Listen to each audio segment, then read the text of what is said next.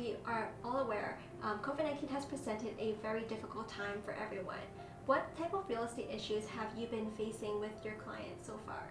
Yes, it's been unprecedented, the kind of tumultuous, all kinds of unplanned things that are happening. In real estate industry, and what I've been finding, especially with my clients, are two big issues.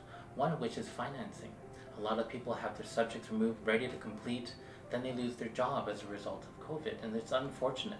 And then they're left with trying to complete the purchase without having financing, because the financing, when it was approved, everything was fine.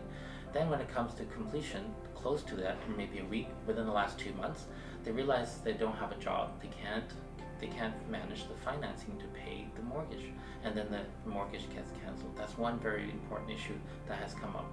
Another one as well is I have a lot of clients who are sellers of homes, and prior to the COVID happening, they had agreed to sell their house vacant so that the tenants would be moving out.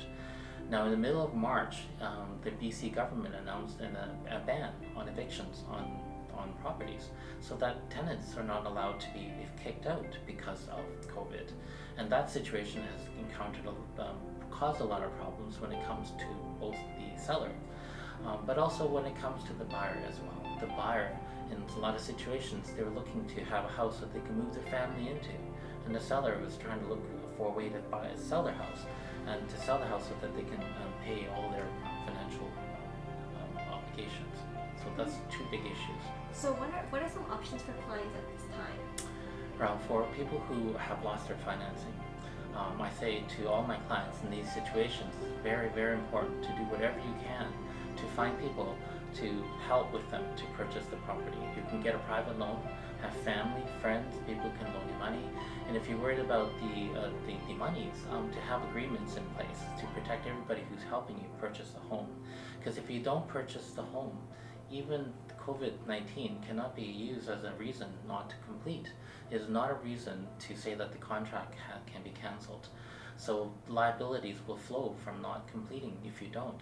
In a situation where the buyer didn't complete, the seller can actually sue the buyer for any differences between what they eventually sell it for and what the price was that they had agreed to the buyer, because there's a lot of losses there that could potentially happen. They can even add their legal fees on top. So I would tell the buyer who suddenly lose their financing from the bank, do whatever they can to get some funds from family, from friends, in order to join together to purchase the home still. Mm-hmm. Well, thank you, Ivan, for giving some insight into the obstacles that clients are facing in this challenging time.